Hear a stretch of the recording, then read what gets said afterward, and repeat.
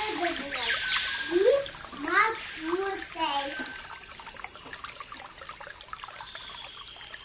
hello.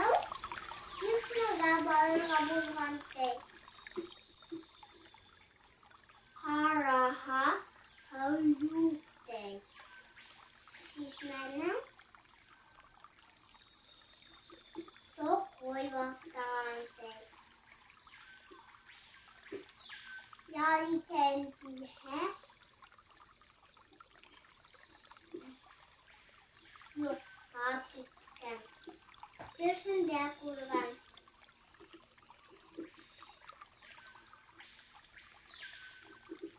Düşün ne dedi?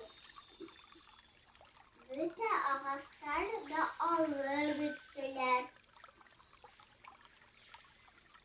Kostar da her yanay. Yaray ele şinkada kayminik kilip kaptım. Uyanıp pipe ağzında.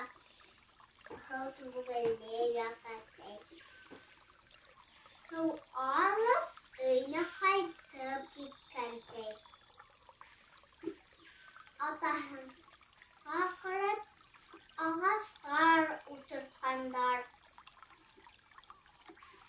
Düşmeden.